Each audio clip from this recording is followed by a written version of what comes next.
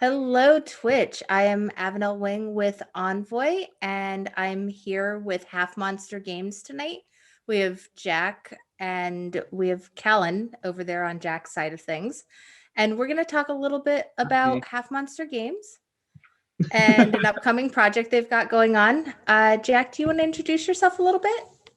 My name is Jack Morgan and I'm creative director of Half Monster Games. We're based here in Brisbane, Australia, and we sort of do self-publishing of a range of our own games. We've had a few successful Kickstarters, and we're developing tabletop games and board games and card games and role-playing games and LARPs and mega games for conventions and things. So there's a lot going on. So I'm really excited to, have a chat. And thanks for having us on. Absolutely. Callan will be back in a minute. He's cooking some financial reports, but he is he's the business director. So he is in charge of sort of distribution, making sure fulfillment goes well, and guiding manufacturing and things like that. And you are not currently distributed in the US. So, in a lot of cases, this is going to be our audience's first exposure to your titles and to your That's right. company. Yeah. So we are being sold at a store, I believe it's in Nevada or Las Vegas. But it's called the Gaming Goat. Okay. And so they do a little bit of distribution as well. So they've picked us up. We're slowly getting in with individual retailers, but we are looking at forming partnerships with larger distributors in the US. Yeah. Which of your titles are with Game and Goat in case somebody's watching and wants to go Google that while we chat? That one is Trust Me, I'm a Doctor, which was our latest successful Kickstarter. It raised about 65,000 Australian. I'm not sure how much it is in US dollars, but that was one about being doctors in the 1800s practicing medicine while extremely inebriated. And so you're trying to cure each other of things like, plague and hysteria with cocaine and amputations and stuff. So it's a bit of a mad medicine, mad science game. Perhaps a little more spot on than you intended when you launched the Kickstarter? Yes, it was. Yeah, we launched it right at the start of COVID. And I think people like the idea. We also had plague masks as one of the Kickstarter tier rewards. So I think people were like, oh, we better stock up on that at the very least. So, cool. Go ahead. Sorry. No, go ahead. They're also going to be stocking soon. Trust Me, I'm a Superhero, which is our sort of next in the sequel, well, not sequel, but sort of next in the series. This one's about being the crappiest superheroes in town, trying to solve the problems that the big heroes don't really want to deal with. So, cats out of trees and lost ATM cards and stuff with superpowers that are not really terrific. So things like bubble laser and insectoid jump, where you can jump really high, but you turn into an insect. So it's like relatively high. Things like right. That. Yeah. So that's these are the two games that are actually going to be trying to come over to the US in a big way this year. And these are the two games that are sort of going to be the flagship of that. And the Kickstarter page for Trust Me, I'm a Doctor is still up, so people can go look at the preview video if they're interested. Yeah, that's right. Yeah, we can put a link in. And so is the Trust Me, I'm a Doctor and Trust Me, I'm a Superhero. And we've actually just last night at a launch event gotten the Xenohunters Kickstarter preview page is live. So you can go in and have a look and give us feedback and see the video, all this kind of stuff. And that's this game that we have here, which is our next one. I got a lot of props, so. That's awesome. So tell us a little bit about the history of Half Monster Games before we jump over to talking about Xenohunters. Yeah. Well, it's been sort of a joint endeavor between Callan and I from the very start, when it was just him and I on, we did a video game design degree together and finished in 2011, so ancient history now. We did that and then sort of did separate things for a while. Callan went to Japan and taught English, and I did a few random things like working for an outdoor cinema company and stuff. And then I started working in schools as well as a teacher aide, doing some education games and things. And we just always loved making and playing games together. And eventually we were like, oh, well, the ones that are making are pretty good. So sort of small indie board game business standard story of building up over time. We became hello, Callan. Welcome to the live stream. Thank you. Hi, Callan. Welcome aboard. I'm gonna go down the stairs. Yeah. So so when Callan came back from Japan, this was about 4 years ago, we sort of decided to really seriously do this. So we started going to conventions. We made our first games, which were collaborations with local artists. So Good Nebula Panic, Terrible Candidates, and Still in Business, which is about being moonshine bootleggers and stuff. So they were quite nice. Yeah, and that was fun. And then we did our first major release, which was Animal Empire, which can you find a copy of that somewhere? Through our first Kickstarter campaign, and that did quite well. We funded about 200%, I think. And working out the international fulfillment of that was really tricky. So that's when Callan and I sort of split from being, co-designers, co-business, all that kind of stuff, to me being lead designer, and Callan took over more of the operations and logistics thing. We're still very small, so everyone does a bit of everything. But yeah, Animal Empire was sort of our proving ground to being slightly operating more like a serious business. And then Trust Me, I'm a Doctor, and then we got our first distribution partnership with the Virtual Reef Diver, because I work at QT, and which is a university here in Brisbane. And it's just sort of become this kind of madcap thing that we're trying to hold together as a business. And at the moment, we're sort of we've been seeking funding and investment and stuff, and started to secure that. So the operations, like financial reporting, accounting, all of that side is getting really quite solid. Yeah, busy, definitely busy. And yeah, so that's sort of where things are at right now. We're working really hard to grow the team and make sure our pipeline for creating games is really solid.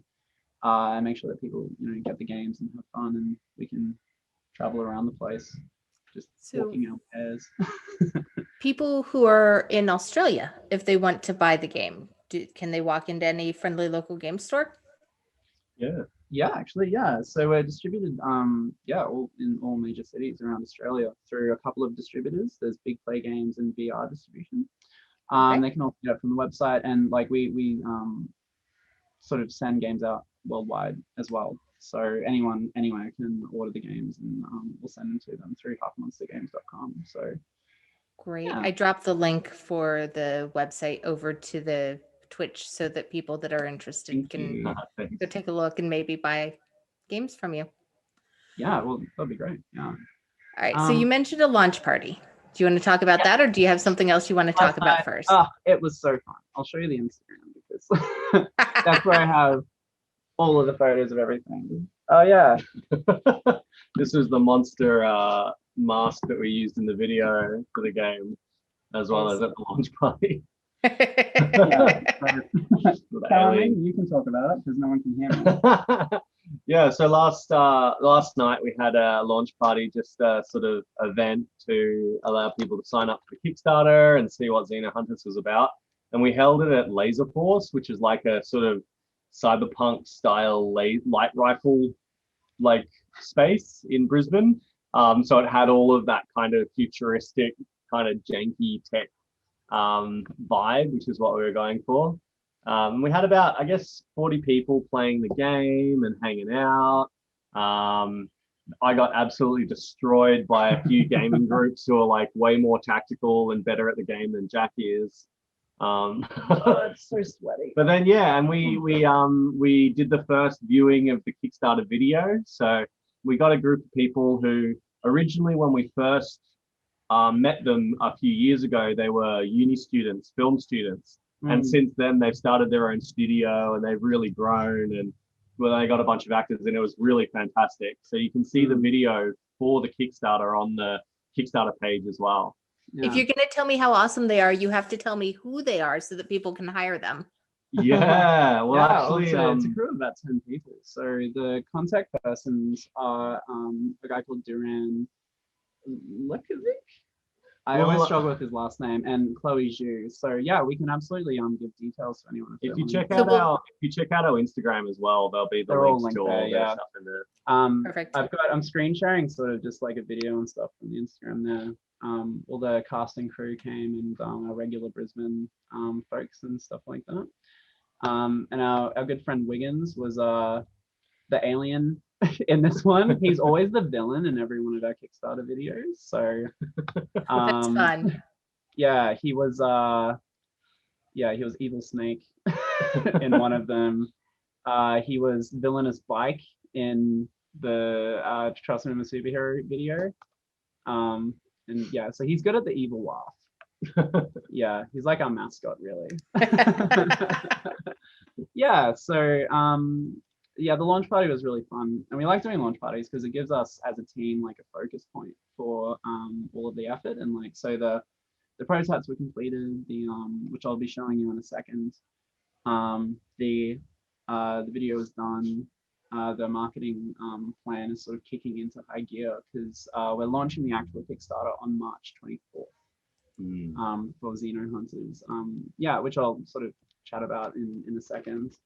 The game, you can actually playtest it now on Tabletopia, so we'll be showing that I think as well. But if you go to our Instagram or our website, you can find where you can get the game on Tabletopia as well. Yeah. And yeah, I mean, we can go through that actually, the Tabletopia now, if you like. I would love. Yeah, and so I've just got the video up there, but we'll have a look at that a bit later. Okay, so this is Xenohunters. Can you see that on the screen? Yep. Let me just confirm the. Yep. Sure. Okay, great. So Xenohunters is a game set in deep space in the far future, where a team of intergalactic mercenaries, so the humans, the players, are sent to investigate why a whole bunch of space stations and starships are going dark on the frontier. Right. And one of the players is also plays the Xeno team. So they have an alien and a bunch of hybrid spawn. And so it's a hunter, like hunt and be hunted kind of double hidden movement game.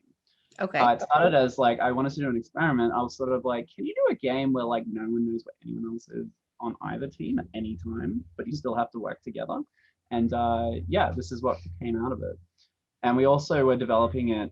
We've only had physical prototypes of this game this year because the whole thing was developed after Trust Me I'm a Doctor, well, like really serious development started, and that was in COVID. So we weren't able to get together and actually physically play test. So yeah, we've that sort of ended up helping the gameplay a little bit because in services like Tabletopia and Tabletop Simulator, because yeah, there's a bit of a barrier to get through in terms of interacting with it that you don't necessarily have in person. A lot of the ways that we develop and make games were just really refined.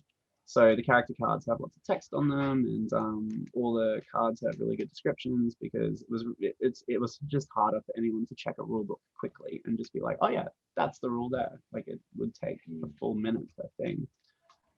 But essentially the gameplay is you have your Xenohunters who all have mostly the same core abilities. So sneaking around is your basic thing. Sprinting, you can move extra fast, but it's extra noticeable and noisy. You rummage for supplies like weapons and science gear and engineering parts and medical items. And you can also use those items and also shove aliens at each other. The alien has a lot of those abilities as well, but can also lay eggs and hatch hybrid spawn, which are like foot soldiers that can't be sneaky. They're kind of gross, and can also scuttle into and out of the ducts. So there are certain spaces that let you in and out. It's like a secret hidden space above and below the ship where the aliens can enter, and essentially it allows them to move very quickly around the ship. Because there's only one alien, it is stronger and faster and like a faster, better hunter. But if in a direct fight against 4 players, especially if they're all weapons, it's, it wouldn't necessarily be an even fight. So the alien has a lot of sneaky tricks that player can use to like ambush and like sense where people are and pick off the kind of weakest in the pack. Everyone that's eliminated ends up on the aliens team as a pack of spawn. So that way we sort of make sure that even if the alien is doing really, the alien does really well and starts killing players off, you can still participate and have fun. Right. Yeah, and the key mechanic is instead of always like running around on the board, every tile is, or every square is numbered with a coordinate. And what you do there is you actually, when you're sneaking, instead of putting your piece on the main board, you put it on your hidden location board. So it's a bit like Among Us meets Battleship meets Alien meets Cyberpunk all smushed together in this like battle arena thing. And the main mission is to find a bomb, blow up the reactor, and walk away on your ship. You can't always do all of those things, and it's definitely very hard to have all the humans survive. So we've tried to make this sort of like science fiction kind of horror experience, but make it quite accessible to new players and people that are just learning, but also people that are more experienced kind of hardcore strategy and social deduction players. We've just thrown it all in there and tried to, test the crap out of it. So Right. it doesn't all fall apart at the seams. How often do the aliens win? It's about 50. It depends on the mission. So in the box, we've actually got 4 missions. So on the screen right now is mission 1, distress call. It goes. Then we've got mission 2, shipyard, which you can see on the edge of the screen there. There are 4 in total on 2 double-sided boards, and it tilts from being tilted in the alien's favor to being more even by the end. So at the start, it's about 60-40 to the alien for the first mission or 2. But as you progress through the missions, the humans sort of get more and more starting cards to use. And so the alien also gets more hybrid spawn and more eggs to lay to hatch from and stuff. So it gets more intense, but it does get more even by the end. And it's one of those games where as you learn the strategies and you learn like, oh, like maybe I shouldn't run and attack that single spawn that ran off into a room because the alien's probably waiting there to rip me apart. Like the more knowledge you have, doesn't necessarily get easier, but you can use the But you get better at it. There's also, because there's 3 sort of levels of success, there's 3 medals that you can get. So often the humans will like at the very end, if they're close to losing, they'll often get that bronze medal where they like destroy the reactor, but sometimes they might not make it back to the ship and fly away. I don't think we've ever had a game where we've played at a tournament where someone's actually managed to all survive yet. So that'll be interesting to see. Yeah, it's usually like 2 or 3 humans are left at the end. Or if you're me, just wiped out by Callan, because I'm not very good at my own games. That's how I know that they're good, is if I start losing against anyone, because I'm like, oh, okay, everyone understands how to play it. I'm actually quite terrible. So you were talking a little bit about the fact that the game teaches you as you play. Is that accurate? That like it walks you through figuring it out through possibly through terrible consequences?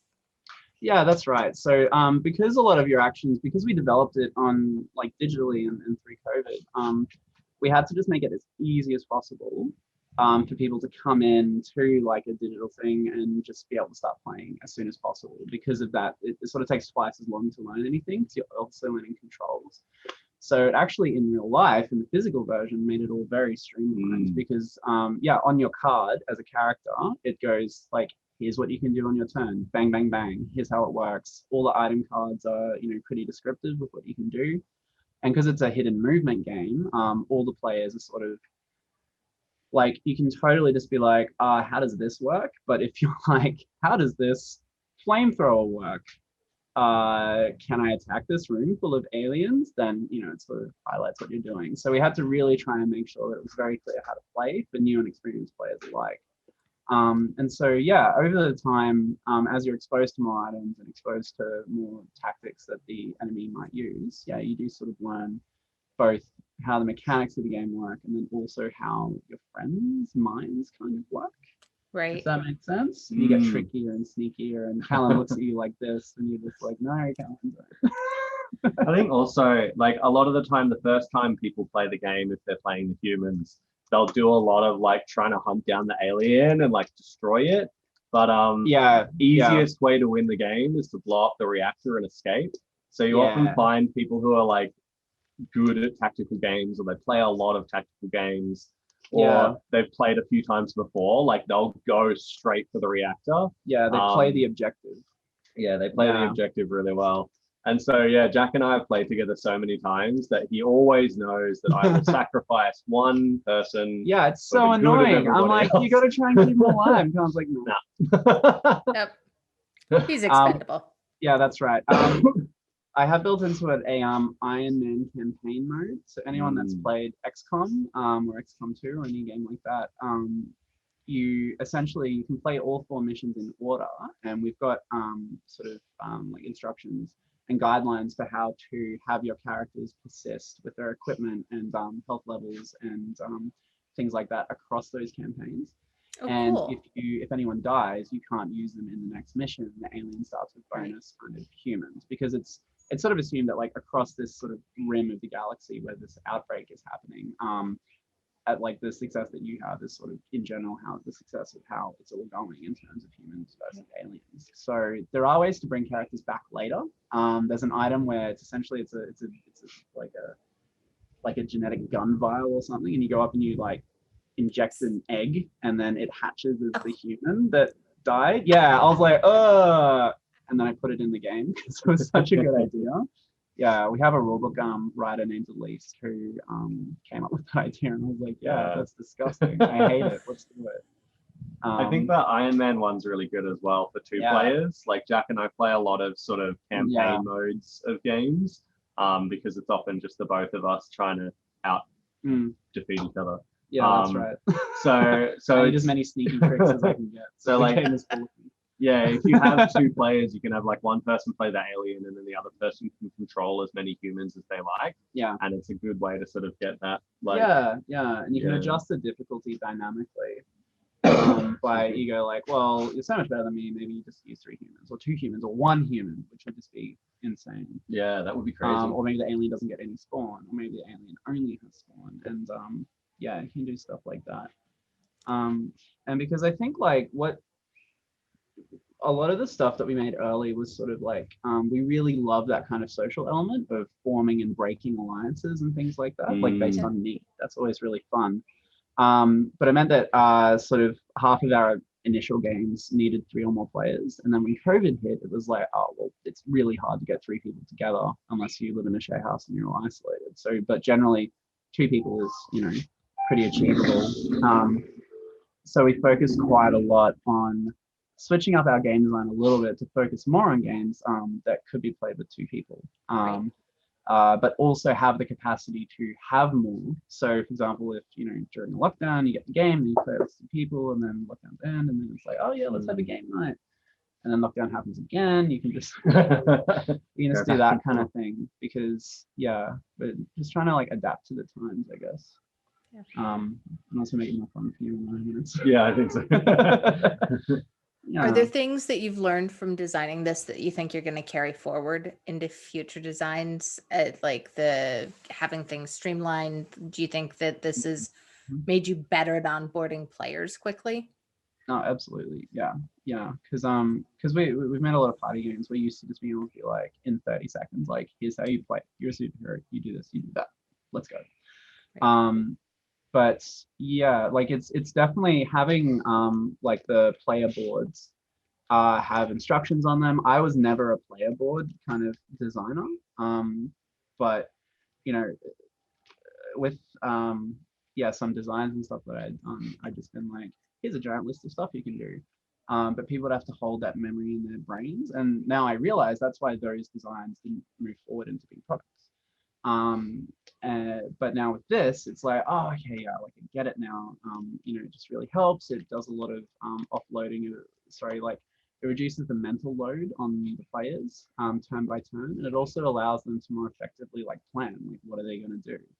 And also the item cards, I've really focused on. We have someone in the community, the Half Monster kind of horde, we call all of us, who plays a lot of Magic the Gathering and stuff like that, which is like, thousands of cards. They all have very intricate kind of rules on the cards and stuff like that. So he's been going through and like actually double checking and thinking about edge cases and how to summarize and what needs to be on the card and what needs to be in the rulebook and like where and how accessible that information is. And yeah, it's really reduced the noise. Oh, sorry. I think it makes the game like more accessible, and Yeah. I think since board gaming is sort of becoming like growing in terms of interest, like more and more people being able to play the game and Yeah. see like what their character can do and not having to hold all that information in their Yeah. brain, like it just means more people are going to play. Yeah. Last As time was somebody really whose good. brain is a sieve, I am super excited by this trend. Oh, good. Yeah.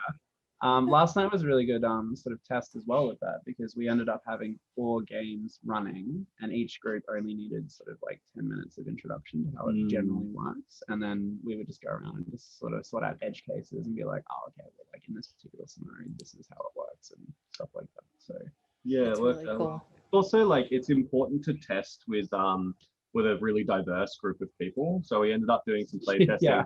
With people with someone who was red-green colorblind, and so that really changed how we did all of all these icons are kind of old-fashioned. We have a new design for them so that they're a little bit more visible and distinct from each other. Put it on the main screen, even though it still needs to be changed a little bit. Yeah, more, here we go. But the colors are a bit brighter, so a lot of that sort of stuff is also something that like we wouldn't have considered initially, but we have to be really sort of make sure to consider in future games as well. So previously we sort of had like not generic, but like sort of like quite basic symbols on the things. But then what we've done is added sort of little props and things to each like section and room for the rummage points. Right. Where you can rummage for things. So there's kind of guns in the gun area. There's like a medical bed and stuff. These.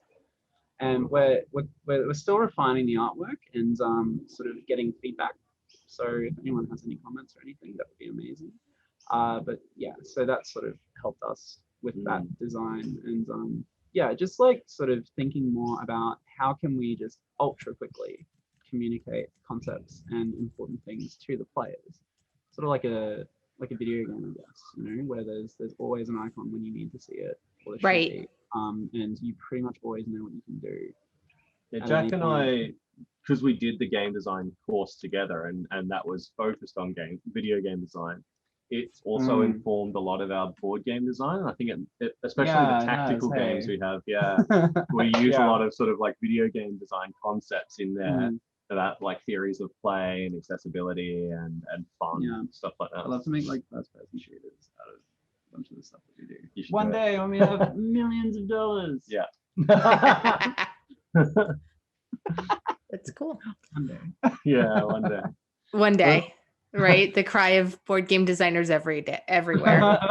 But I think it's also like, being creative and being able to like not having a lot of resources. Obviously, it breeds a lot of creativity and allows us to make some stuff that like we wouldn't have thought of otherwise. So, a good example is this game being designed during COVID meant it like the game design had to be, because we couldn't afford to go out and do a bunch of stuff with a bunch of people. It had to be done that way. We also have another sort of mega game that we run called One Shot Western, which is a convention game that we had to make really cheaply so that we could do engaging stuff at conventions because we couldn't afford a stall. So we wanted to have like 1,000 people playing, but we couldn't spend $1,000. Yes. But thankfully Jack is very smart and very good at game design. I just fail really fast. Yes. that's a good strategy as well, is fail fast often. Yeah, that's true.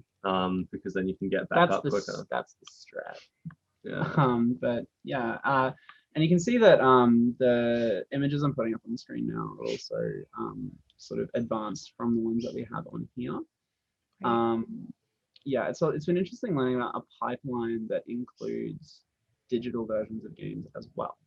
Because we're used to sort of physical copies where you can like just upgrade bits and pieces at a time, and you can do that digitally, but at least with Tabletopia, it can be quite tricky to do that and have it work consistently each time. So that's changed the background manufacturing design side and actually made that all faster because we have to have things ready for digital playtesting, and then those files we just make them the accurate size to what the manufacturer would need, so it all blends together a little bit, I guess. Yeah, I think this game is what sort of it's like our 7th game that we've really made to this point, and a big part of it has been like getting that pipeline figured out. Because we've realized like it's more than just making the game, it's also like making sure we have assets for the Kickstarter and for the reviewers to use and for the reviewers to be able to play test like a reasonably accurate copy of the game before it comes out. Because we didn't realize when we started all of this, but designing a game, at least when you're self-publishing, is like a 10-foot process. Yeah. There's a whole lot more that goes into it. It's all fun though. Like, I don't know that all of it's fun. Yeah, no. So how has doing this electronically changed your playtesting? Like what are the ups and downs of electronic playtesting versus in person? Well, interestingly, like we were used to, like prior, we were used to doing sort of weekly in-person game days. So where we'd have sort of like a dozen, 2 dozen people at a cafe or something like that, sort of playtesting those copies. So we had a lot of we were always able to like max out player numbers, and that sort of meant that high end of the player mechanics got a lot of work on it. Whereas on digital playtesting, it sort of can be trickier to arrange a full playtest session. Yeah. Weirdly, like you'd think it would be easier, but it's not necessarily, because you've got time zones and you've got people get busy and last minute stuff happens and stuff like that. So that means that a lot of the like lower player numbers stuff has like come up to the level of the in-person physical playtesting we have. Is that your cat? It is. That's so cute. It's Sagan. I love that name. Good one. Like Carl Sagan? Yes. Oh, Nice. lovely. He was part of a litter that we fostered. He's the only one we kept, and they were all the science boys. So there was a Darwin and a Galileo and a Tesla and a Newton, and then Sagan. That'd be awesome. Yeah. I just want to make a game about like cyberpunk cats now. Or steampunk cats. It's gonna cats. Yeah. The game will be made, and I will have to playtest it in like a week from now. Yes. We've got Gold Hunters of Liechtenstein or something. Oh yeah, so I showed up in the last stupid idea last week. So I was looking at how gold works and like fiat currencies and how it all happens. And then I was like, oh, we should make a game called Goldsmiths of Liechtenstein. But you're goldsmiths. And then you use skullduggery. And that's very cool and super awesome until Jack's like, what if we do it in 4 weeks? I want to release it. Nice. Let's forget about Xenohunters. Let's do Goldsmiths of Liechtenstein. If I made a game about designing games, it would feel like doing this. That's very meta. Well, yeah, that's right. Yeah. But I did want to say, like, when COVID started, sorry to go back to your previous point. Because I was just thinking, like, when COVID started, we started up a Discord because we were like, oh my God, everyone's going inside. We have to like, keep our gaming test things going. So we started up a Discord to run testing games, and it worked for about a month and a half, 2 months. Yeah. And like we got regular games and we got regular amount of people, but we found so many people just struggled with the platform. With a lot less, like, they've obviously been refined a lot more over the last few months because they've just been used so much. But when Tabletopia first came out, for example, it was pretty crunchy and Tabletop Simulator, like not everyone could get access to it.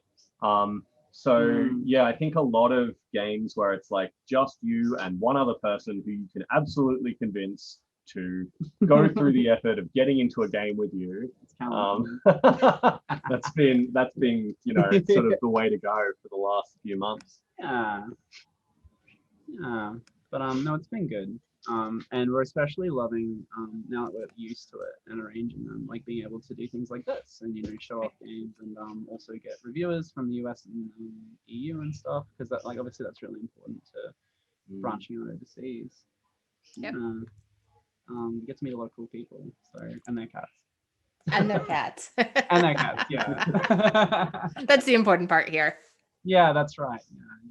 Yeah. But yeah, if you like, we could do like a round or two of the game, just like quick fire. Sure. So people who know me know that I'm terrible at the software packages, and then also he's just gonna keep stealing the show. Good news for me. Hey, stop it. Right. Sorry.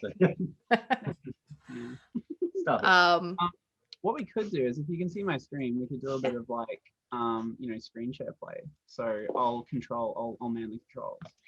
Okay, cool. That kind of defeats the point of the hidden thing, but we'll pretend. Okay. Yeah, so we'll just do a couple of demo rounds and like talk through what we're doing and like how it would function as a hidden movement thing, I guess. Yeah. So what I'll do is Avonelle, I'll give you the warlord character. So she's the captain of the squad. Do you want me to jump in on my laptop? Oh yeah, do that. Can you be the alien? Yep. Yeah. All right, Callan's gonna jump in and be the alien. Nice. He'll appear. He'll just appear like a spirit. Let me. The link is in the Discord. Thanks. Okay. So what we'll be doing is you have this red character here, if you can see. Yep. All right. And our mission is to find a bomb and take it to the reactor and find a detonator and then blow up that bomb and then run off the ship. When we blow up the bomb, there's a mechanic which I think is really cool, where that room is instantly like destroyed. But then every turn, the explosion is going to like breach the blast doors and spread throughout the ship, like sequentially. So next, after the bomb explodes, the next turn, this section will explode. And what we've done is we define like a room on the ship or space station by just saying it's an area surrounded by doors. So the explosion and the death and stuff and that includes flamethrowers, grenades, and explosives, and bombs. It sort of spreads to the doors and then stops. And then next turn is when it really goes off the rails and like the rest of the ship just starts breaking apart. Oh, that's terrible. Yeah, it's pretty fun. It's like, because we wanted, it's sci-fi horror, but one of the best parts of a lot of sci-fi horror movies is when the plan goes wrong and everyone's sprinting through a ship that's self-destructing around them. So right. Yeah, we tried to emulate that kind of experience. Nice. All right, so we've got Warlord, who is the soldier captain. So I'll give that to you so you can like tell us all what to do. We've got Katakeus, the doctor. Each of these characters also has a backstory that's linked into why the outbreak is happening as well. We're integrating a sort of like narrative deck as well as a stretch goal. That will essentially be a list of optional objectives for each character for each mission that will give you like little story updates and stuff. So if you get to that spot, it'll be like, oh, Warlord like discovers a corpse and like says this and is like, oh, like something ripped its way out of the chest. Looks like this thing I saw on some planet somewhere. Yeah, Elise is currently writing all of that. Then we have Armature, who is a scientist of the squad. She has a bionic arm, which is my favorite. And she's really good at finding like science items and using kind of like wacky sci-fi tech, which is what the science deck is all about. And then this character's been updated lately. So the character's name is now Ironclad. And she is sort of from the Outer Rim and is really strong, can carry heaps of stuff, isn't that good at shooting, but is really good at finding explosives and sort of crafting stuff like that and sealing off different rooms and things. So for this mission, nice. We start with an item. There are 4 missions, and we get more items at the start of each mission. So this one, we both get 1 item, For mission 2, we get 2, and so on and so forth. Right. So you have a plasma shotgun. Okay. So that's pretty cool. And What, sorry? I'm gonna be the scientist because I like science things. So I've got a hacking tool so I can interact with anything on the station and seal and unseal doors and detonate the bomb remotely and stuff like that. Ah, Callan, you've got a little beret in your picture. Alrighty, so first turn you can sneak, sprint, rummage if you're on a rummage point, or use an item. So I mean, you could blast one of us away, but I would recommend probably heading deeper into the station and sneaking if possible, so we can start to get the jump on Callan, the creature. Right. So that You makes get sense. 1 egg to start with, Callan. And the alien gets an extra egg per mission as well. And the eggs are respawn points, as I was mentioning earlier, and your hybrid spawn can come out of them. If all your eggs are destroyed and then the alien is killed, the humans actually get an extermination victory for that particular mission. And one of the campaign modes that we have is that's what you try and do. You're trying to just exterminate the aliens in every mission. So we wanted the game to be kind of like replayable and have lots of options and things for, yeah, again, because, you know, it's hard to know how many people you're going to have in a gaming group nowadays, or, you know, sometimes you might need to play your game collection for a lot longer because shipping is interrupted and you can't get new things or you can't go to stores and that kind of thing. So ease of use and replayability was one thing that was really a big focus for us this time. Okay, so what would you like to do? We'll just play a couple of rounds and then. I would like to be sneaky. Great. So your base speed is when you're sneaking. Okay. You'll see there's a hidden location board here. So when you're sneaking, you are sort of moving on the map or of the ship, but you actually put your little token for your character on the hidden location board instead. Right. In the full game, we have a player screen that will conceal the hidden location board, and the alien has one too. It's huge. It's really quite intimidating. And so, yeah, that's how you sort of do the hidden movement aspect of the game. So Warlord can move up to 4 spaces as a sneak. So she's not very fast, but she's very good at shooting. So that would be, you know, like 1, 2, 3, 4. Sure.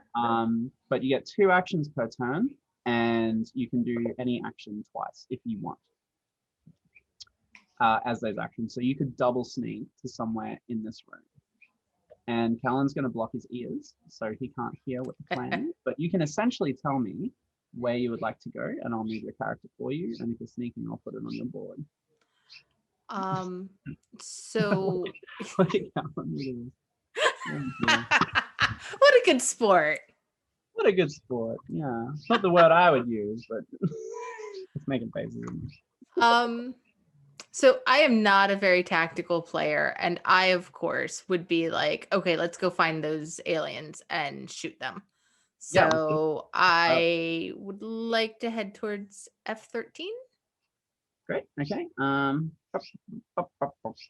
Great. So now you are there and you're sneaking. So what I'll do is put you on F-14 on your board. Now, just because of the limitations of Tabletopia, it's a bit tricky to get zoom right in there. That's why it's sort of wonky. But yeah, we've got hidden location boards and stuff on the real one. Nice. Cool. And I, as a scientist, am going to actually, I'm going to go to G16 and try and get some more science items. So I'm going to put that on my board. Whoops. Are you guys also playing the medic in the? So someone in the chat room asks, are the weapons variable each game? Yeah, so you've got sort of like a deck of randomly shuffled cards. So often you won't get through the full deck of items by the end of the game. There's about 20 in each deck, I think. Cool. Yeah, so it can be different each game. Some games you get like a grenade first turn and you just bust in and you're like blasting and doing that kind of stuff. But other games your weapons might not be quite as powerful. You might have a pistol instead to start with for some characters. So yeah, it's sort of varied just on the basis of the, it being semi-randomized, what you end up being able to draw through the game. And that's the same case for the engineering, medical, and science decks. So some of the medical items allow you to really obfuscate where you're located. So we've got metabolic suppressors, which impede the alien's ability to see where you are. And like blood bags, which allow you to trick the alien. And so when they sense you, you can be like, oh, well, I'm in one of these 3 locations, and to try and fool them. And in engineering, sometimes you get a bunch of explosives, sometimes you get a bunch of door seals, so you actually end up locking off huge areas of the station. In other games, you don't. And yeah, with the science deck, I mean, so many times I've won by getting a teleportation card and like just teleporting and blasting the alien with a plasma shotgun or something. Right. But other games, I won't get that. And so that's my primary strategy. But I'm pretty aggressive in this game. There are a lot of people that are quite sneaky. And again, with that replayability and ease of use, like you have Avonelle, if you'd rather run and gun and stuff, you can do that. That's totally fine. And then your game will be more about finding weapons and finding med kits, essentially, because you'll be under attack. Right. So it's now I can absolutely see like the video game DNA in this. Oh yeah, definitely. Yeah. I played really a lot of Halo and a lot of the Alien game that came out. What was the Alien game called? Alien Isolation. Alien Isolation. Yeah, I was like, oh, so good. And I did want to avoid making like an Alien game. That's why there's so much like wacky science in this and sort of like hybrid spawn and stuff like that. And also obviously like Nemesis came out last year, which is very Alien aesthetic and gameplay and stuff like that. So yeah, like we have created something that I feel is really quite different and has a lot of its own strengths. But yeah, it was a very deliberate decision to try and go a bit more cyberpunky, a bit more like super science tech and stuff like that. Okay, so we've gone. You'll notice that Callan has laid an egg in the vents. Oh, that's so terrible. We can't get into the vents, and there's actually a bunch of vent icons around the map. So he could appear anywhere. Oh, and there's a second egg. Okay, so Callan's just going around laying eggs everywhere, which I don't like. It's really gross. But I think he's in K5. The reason I think this is the alien gets 3 actions. So laying this egg would be 1 action. Getting out of the vent to here would be another action. And then laying this egg would be the 3rd action. So unless I'm bad at maths, and I am pretty bad at maths, that's where I think he is. Yeah, he's making a face now. He's like, not that we can really attack anyway, but yeah. And these are his hybrid spawn. So he's also hatched an egg at some point. What a turn. What a turn. So the hybrids, oh yeah. So the hybrids can also, they get their own 2 actions each. That can be to move, to claw, to hatch from an egg, or to go into or out of the vents as well. So he has hatched them somewhere, obviously, and they've all sprinted out. I think what he's doing is we've got line of sight rules for sneaking. So if you're revealed, but an alien can still see you, you can't just automatically sneak afterwards. Like you have to run away and then start sneaking. But they can because they've seen you, they can hear you. So even if you run around a corner, a clever alien player will be like, oh, okay, the last place I saw them was, around this corner. And then they snuck. I know that they can only sneak 4 spaces, so they're going to be in this radius. So yeah, we try to put in a lot of stuff where you do get to hunt people and try and double guess, and you can attack spaces, and if they're hidden there, then they appear and you maul them, or you might attack right next to someone and they're like, nope, didn't get me. Yeah. I like it. I like being tricky. I like making games where people can use the mechanics to just do clever things and set up their own combos and stuff. And I always love when people do stuff that I just had no idea that you could even do that. Like this technique where we never did this, Callan and I, but someone one day was like, I set up all my hybrid spawn at all the intersections so you just can't sneak. And we were like, oh. That's terrible of you. Good job. Yeah, I wish we thought of that, but no, that's cool. Thanks. Okay, so Callan's done his turn, so now it's our turn. We are being very sneaky, which is very good. As humans, once we get the hang of it, we don't have to do turns necessarily. We can actually blend all of our actions and do it simultaneously. You can also, if you're in adjacent spaces, you can use each other's equipment and stuff. Sort of like Mr. and Mrs. Smith. Do you remember that movie where they were like pulling shotguns and stuff out of each other's pockets and things? Yep. Which, but it's like sci-fi weapons and door seals and grenades and stuff. Okay. Not the scientist with the mad science. That sounds terrible. Yeah. Oh, it is good. It is good. Yeah. There's also an adrenal injector, which gives you extra actions. So I've once seen a medic use 2 laser rifles, which do 3 shots each. So it's just like, and then like med kitted herself and then teleported away because she was just grabbing everything from the like, you know, tool belt of the person next to her. And that person was hidden. So as the alien was just like, what? Okay. Nice. Yeah. Okay, so where were we? So you're in a secret spot. Where would you like to go now?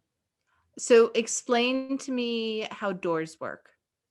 Yep, so doors are just like automatically open generally. If there's like an explosion in a room, the doors will like seal.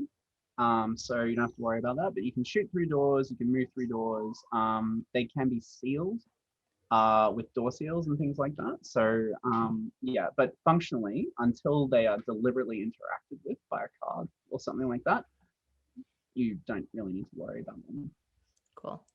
And so I am then line of sight with that spawn, so I cannot sneak. Yes. No, so if you are revealed from your sneaking place, then you won't be able to sneak until you're outside of line of sight. But you're already sneaking, so they're sort of like scuttling around at the other end of the ship, like sniffing stuff and just being gross, and you know, eating people's legs and stuff off of corpses. And yeah, but you're still like, each square in this is meant to be like quite large, so it's sort of like a spaceship, like a cargo ship corridor. So they're not tight passageways. They're actually full of junk and full of stuff, and like, you know, this spaceship has been like tumbling around in 0 gravity for a while, and then we come along and we're like zunk, and then everything falls. So there's lots of places to sneak and hide. Nice. Okay. So I think you're in this square that I'm indicating. Yep. So I would like to. What Callan's gonna do. Sorry. That's okay. People counting spaces, and you're like, I know where you are.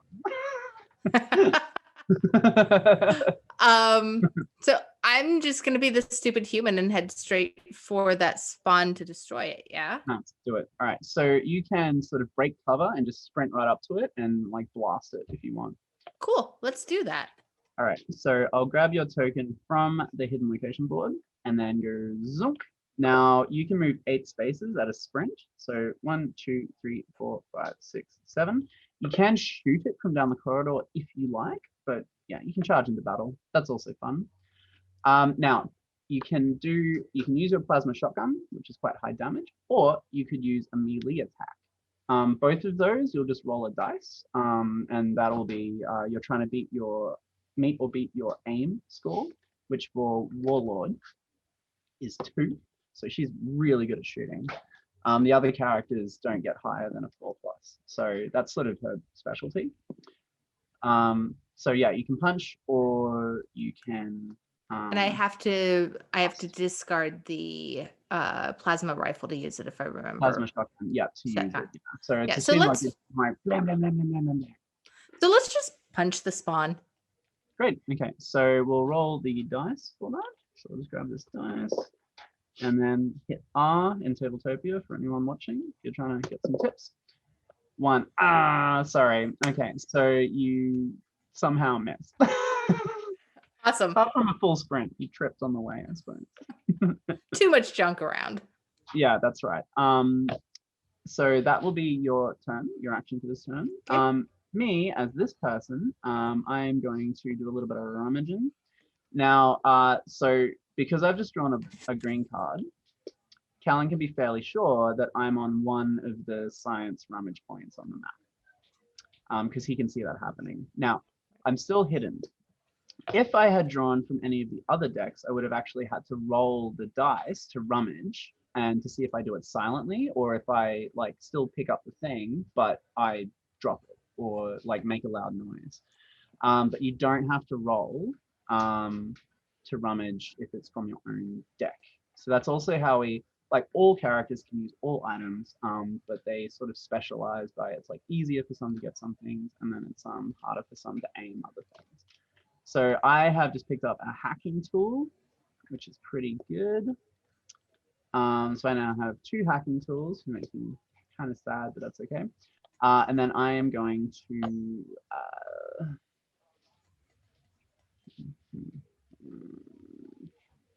I'm going to sneak as well. I am not going to help you, and I'm really sorry about That's okay. that. Because I'm not like Callan, where I'm like, everyone just run to the engine room and blow yourselves up for the cause. All right, so that's our turn. And Now gross generally- aliens do gross things. Yeah, that's right. Generally, we would be playing with all 4 characters, but because we're just doing a couple of example rounds, we'll just use these 2. Yeah, and there's a way for new players so you don't get overwhelmed in your first turn. Callan, you can take your turn, and we'll just have that in the background. You can actually turn 1, you wake up one of your mercenaries from cryosleep, and then you use that for a turn, and the alien goes, and then you wake up your next character, and then you use both of those characters for human turn 2, and then the same for turn 3 and turn 4. So if you've played a few times and you know what's going on, you can just like straight away all 4 characters, but you can also like pace it a little bit And ramp up into it. That's nice. yeah, because yeah, we assume there's going to be people that have never played before, or people that have played heaps, and we wanted to put in some like measures of yeah, like easily learn how to play, but also there are ways to, if you're both experienced, like really go at each other. Nice. So Callan is doing sneaky stuff. Oh no! Okay, so what's happened here is he, as the alien, has jumped out of hiding, Oh no. which is bad. Now I will show you. This is our artwork for the alien. It's not like a little person in real life. That's still loading, but I will show you all the artwork for the characters and stuff in a minute as well. Okay, so Callan's popped up on F7 behind you, so he snuck up behind, and now he's going to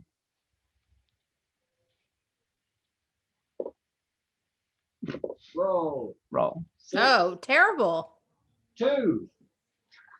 Oh wow, 2 attacks. Good. Wow. Okay, so the alien has jumped out behind you, and with its terrible claws, see, it looks like this. Whoa, sweet Jesus. It's going to attack, and it does 2 damage per swipe. So the alien is pretty good at smashing. We have little health tokens. There's sort of like 40 or something in the full game, in the physical game. But on Tabletopia, we've made it a bit easy, so you can just like notch up your damage like this on them, Nice. so you don't have to drag tokens all around. I still, yeah, like we made them multiple physical tokens in real life though, because you can't just dynamically level up a single token in real life, regrettably. Yep, and so he's charging forward with his spawn. Are you going to attack with this one? Yeah. Yeah, and dude, just go for it, man. Oh no, I Just missed. go all out, because what you can also do, sorry, is you can play it that extra humans on your ship are actually backup characters. So you can send in a number, and then if they die, you can just bring in the next ones. So there's a few ways to play. It's all in the rulebook. It's all explained. Okay, so did you attack with your I spawn? missed with my spawn. Did you do 2 attacks? I did. Oh, it attacks twice. So spawn need 4 or more. So Nice. it missed twice because it's terrible. Now would be a great time to use your plasma shotgun against the alien. That makes perfect sense. Sorry, what did you say? What did you You weren't supposed to hear that, alien. say? Okay, so we do need to roll a dice to see if you hit. So would you like to plasma shotgun him? Yes, please. Beautiful. Okay, so let's roll the hit. All right, you just get it with a 2. And now, so in further drafts, all the weapons do like a even amount of damage, so you can plan it all out. But we'll play it as is in this one because it is functional and cool. We just try to make it a bit easier. So you get to roll 2d6. So we'll do that. 1 and 4. So you do 5 damage this turn to the alien. The alien has 5 health points. Now, we're in a situation now where you are surrounded on all sides by aliens and you can't actually move through an alien space. And they can't move through your space. Right. But what we could do is you can actually shove them out of the way. That's one of the actions that we've added. If you want, I don't know if that'd be terribly useful right now. But yeah, you've got one more action. You can do like a melee punch or Yeah, let's try to punch the spawn again. yeah. do you wanna punch Actually, the alien or the spawn? does it make more sense to punch the alien or the spawn? Well, the spawn cannot do really a lot of damage, and it's kind of terrible. So actually, if you punch the alien, I will also run up behind the alien and also punch it. Okay, so let's Yeah, punch the. we'll just Let's wail on roll the to alien. punch the Okay, so you alien. need 2 or more. Yes, I To will do- eat you all. Okay, so you take another point of damage, Callan. Oh, what? And then I, as the scientist, have no idea where I am. I'm gonna break cover and run up behind the alien and punch the alien. Oh, I missed. No. Yeah, so I'm not feeling very optimistic about our chances, but that's okay. I mean, that's all right. All right, your turn, Cal. I'm gonna attack the warlord. I'm shocked by this. Great. I could not have anticipated that. What? What? A Come lot. on, alien, do something original. A lot. I destroy the wall and tear it apart. Did you do 6 damage? I did 6 damage. Okay, so you did 3 attack rolls with 3 actions. Each one does 2 damage, and so you take 6 damage, and I assume, yeah, that wipes you out. I'm sorry. Oh, gone. Okay, so now what would happen is in a 2-player game, Callan would get 3 more spawn to use. So each mission, the alien has a maximum number of spawn that they can just like, or hybrid spawn that they can just have during the mission. So for this, it's 3 max usually. But because the alien killed a player, they now get 3 extra on top of that. In mission 2, they can have 6 in total if they just hatch them. And then, they can get potentially up to 15 spawn if they kill 3 players and then start with the original 6. So it can get out of hand pretty quick. But that's fun. Yeah, so you're now dead. So you got 2 options. You can either become a hybrid spawn or you can wake up another character. Just depends. Okay, so how does being a hybrid spawn work? All right, so you have 3 hybrid spawn under your control as a player that has died. And so they get 2 actions each. They have 4+ for melee attacks. They can't do ranged attacks. I know it says 2+ on here, but we're still just like updating the Tabletopia stuff. Sure. They can move quite quickly. They can move 6. They cannot hide. They can go in and out of the ducts through vents. And they can also hatch from eggs. So up to 3 spawn can hatch from any 1 egg. And also you can combine different sort of colors of spawn from the same egg. It's just a maximum of 3. And really grossly, the alien dies and then respawns, you can have an alien and 2 spawn hatching from the same egg. So it's like you're being hatched as siblings, but the alien's your mom, and it's all disgusting, and that's why we're out here, destroying aliens on the frontier, because they're just gross. It's really gross, and yeah, they're making weird faces at me, which is common. But yeah, so you can be a hybrid spawn. Or we're also getting custom art done. We're just finalizing that sort of over the next couple of weeks before the launch, where the different colors of hybrid spawn are like mixes of DNA with the alien and the character. So Oh, cool. yeah, I think that's going to be really fun. It's going to be great. So this is I'll just quickly put up this is just my draft box art that I sort of made. So it's not necessarily the final. But the characters that we have, their appearances are, at least for these 2, based on the actors that we had in the Kickstarter video. So it's all sort of come together at the same time. And they're really chuffed that they get to be like characters in the box and also have gross alien versions made of them. Right. They're actors, so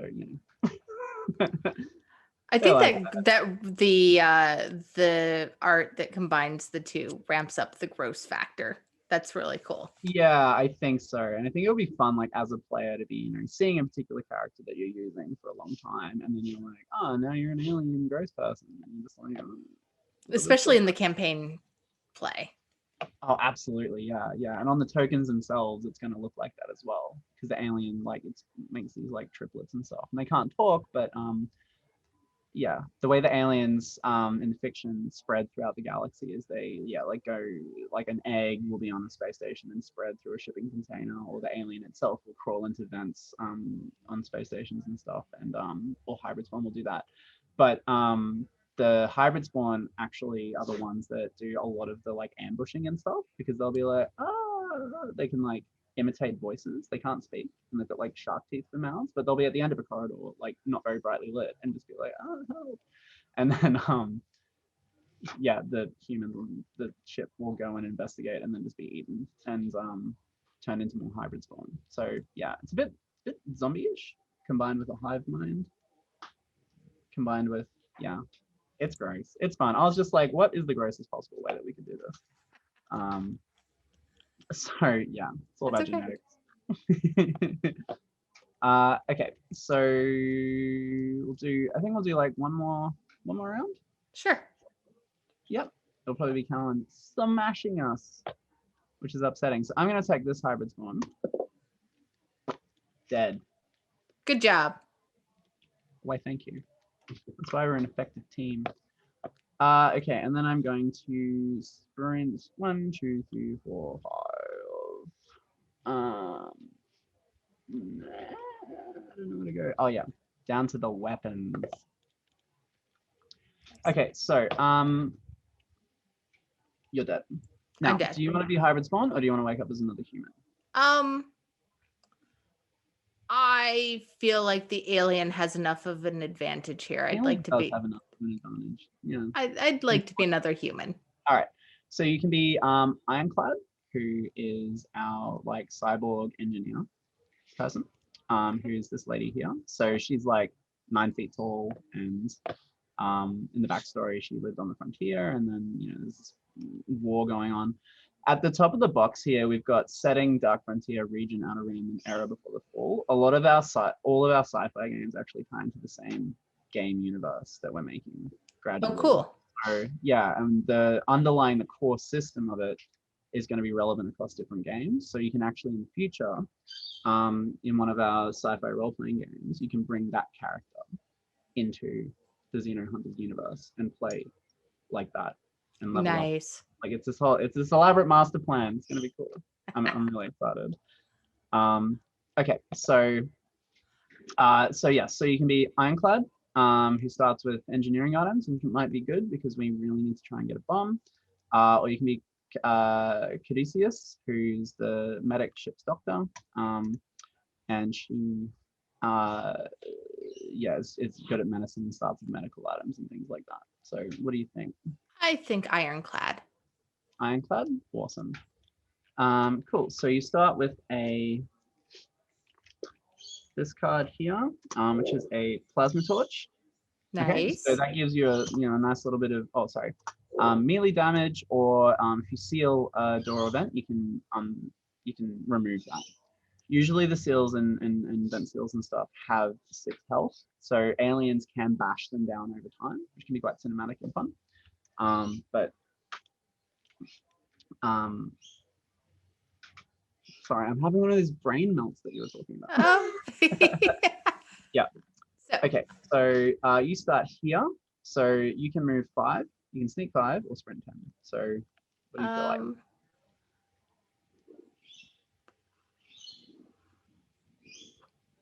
And if I'm trying to get more engineering stuff, Items? yeah. Yep, you would need to go to these orange points. So there's 2 in the reactor. There's 1 in this sort of like science room. Right. There's 1 in the medical bay, and there's 1 in the military. And cool. And I can't sneak through the spawn that's hanging out there, correct? You can sneak through characters. You can't Okay. sprint through them, but you can sneak through. Okay, so I would Ah. like to move towards one of the rummage All right. spots. Okay. All right. So. mm, mm, mm, mm, mm, mm, mm, mm, mm. I think that's right. Okay. Yeah. Okay. So Callan, don't look. Can see anyway. Terrible alien. Terrible alien. You were counting it out on the board. It's true. Or was I? Maybe I was obfuscating. I wasn't obfuscating. I was just not playing very well. Okay, so alien's turn. Now, I think it will be wiped out. But in the future, generally, yeah, we'd be rummaging through engineering stuff. We'd get bombs the reactor, and we'd sprint off the ship while the whole thing is exploding. There are a bunch of yeah, people that are watching might be like, wait a second, like what about the edge cases? What if there's an alien or an egg on the spaceship when you walk away? Like, how does that work? So we have played this enough that we've actually got little scenarios for all of those things. So if the alien is on the ship when you walk away, you get into sudden death, like battle to the death kind of thing, which can be quite fun. If a player, like the scientist, has a teleporter or something and the ship has warped away and you've got a teleporter, can you do that? Yes, you can teleport from the exploding ship onto your warping spaceship thing. If there are eggs and spawn, and Callan's just loading up the spaceship. Yeah, I'm watching with So some that, yeah. trepidation. To be fair, I did that to him last week. I just like, he was like, yeah, blow up the station. And I was like, I've got like 8 aliens on your ship. And I was like, no. I don't know what it was. Is I would have he ran won. on.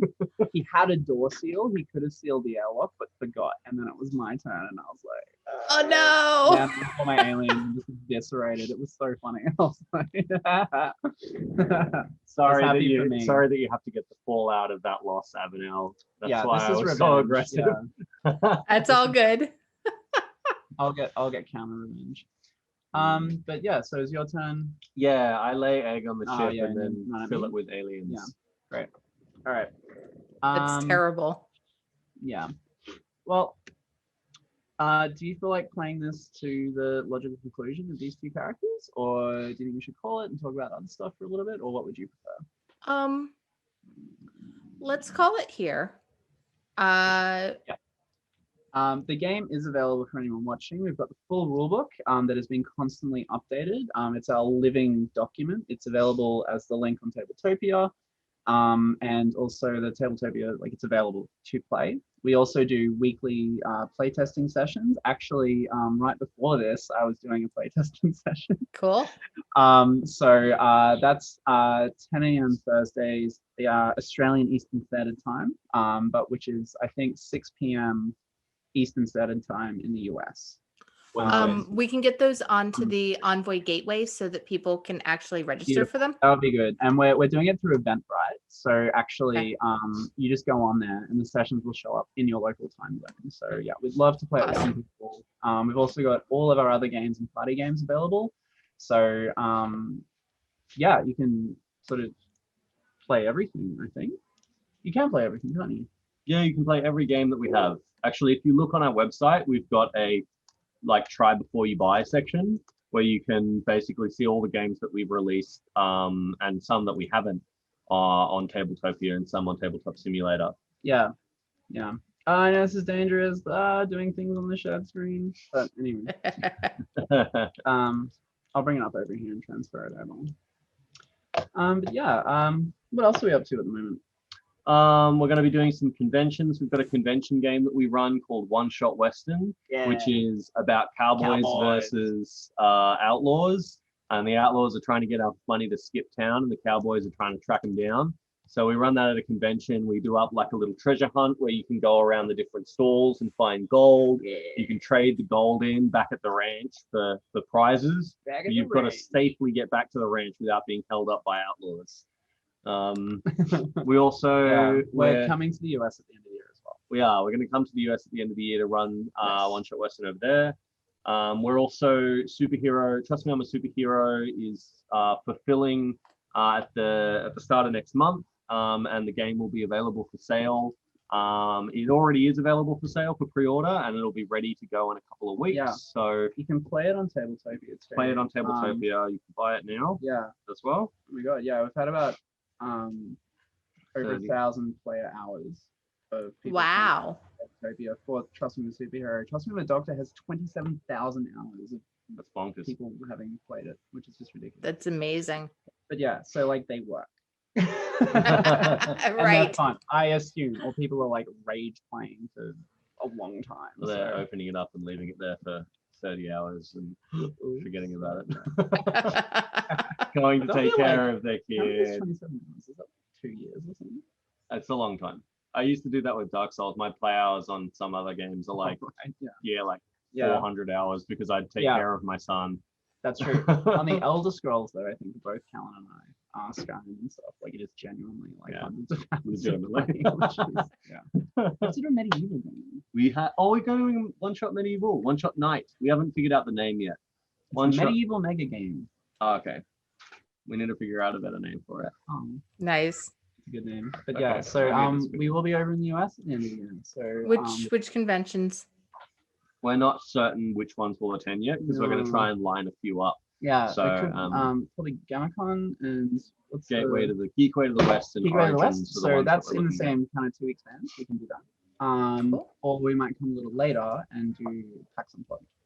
Okay. So yeah, we're just figuring it out. Recommendations would be great. But yeah, if you're there, it'd be so sick to hang out. Yeah, assuming that we're all vaccinated and it's safe to move around Well, the that's cabin. right. Yeah. We'll row over in a boat. But we will definitely- definitely be at all three of those. Oh, Oh cool. my god, we can hang out in the fire. Cool. And you can help me be better at Xenohunters. Oh yeah, Yeah. and we'll have the we'll have We'll have the game. published retail copies of that, and we'll have our next game as well. Which is Animal gonna be War, we'll have Gatherers. Gatherers is very cute. I'll show you the art from that before we. We do like a rolling It's very release schedule, nice. so we're already getting some artwork done for our next game. Yeah. It's going to be so we sort of do like, we'll do a big box game and then we do a smaller game where we get to kind of like figure out some different Yeah, things. like It's a refine little our bit less skills and- design intensive. And then we'll do another big box game halfway through this year, which we've already finished really. Ta-da! But So this is the next game that we're doing called Gatherers. So it's about people that are like 2 inches high. And they live in see. your house, and it's a role-playing game that you can play literally around your house. And a lot of the rules are designed so that you can be like, oh, my person runs across my actual kitchen counter, and then a rat appears, and like we fight and spiders and stuff. And we treat Cool. each house as if it's like, because it's huge compared to these guys. Each house and like garden property is like a kingdom. Right. So the initial stages of any campaign that you do, so it's like like Dungeons and Dragons.